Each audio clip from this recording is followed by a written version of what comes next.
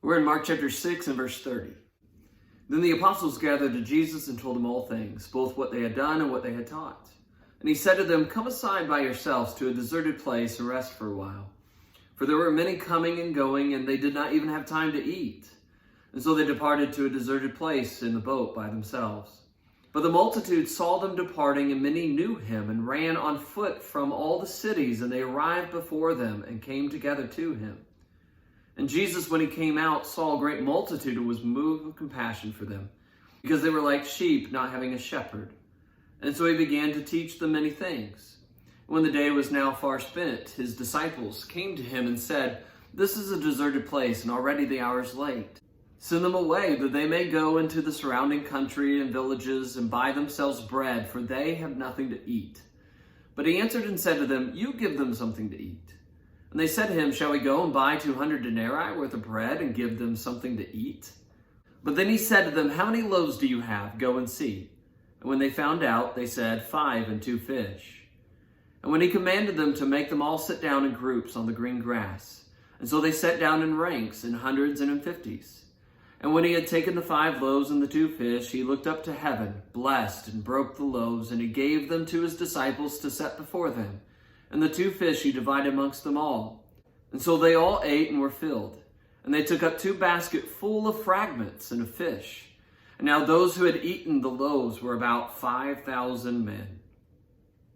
So the 12 have finally come back from their long preaching trip, and the message of Jesus has spread because of their teaching, and because of the miracles that he's done, like the healing of the leper, or the raising of the little girl. And so you got all these people that are coming to Jesus in need of his attention. But the problem is he and his disciples haven't even had time to eat. And so Jesus decides he's going to give them a break, just kind of a chance to shut it all out, shut everyone out, and just have a chance to get away. And so they get into a boat and they start heading to a desolate place. But when the crowd sees what they're doing, they start walking on foot around the shore, and they're there when they arrive. And you can imagine just how frustrating and stressful that must have been for Jesus and the disciples. Something amazing to me is that when Jesus sees these people, he doesn't get mad or frustrated. Instead, he has compassion upon them. He looks at them like they're sheep without a shepherd, and he's their shepherd. And so he's really focused on their needs instead of his own needs, and that's really challenging for us. And so Jesus starts to teach, but it's getting late. They're in this desolate place. These people have been there all day listening to Jesus, and there's a problem. They don't have any food. And so Jesus asks, "How much food do we have?" 5 loaves and 2 fish, a Lunchable. Jesus says that's enough.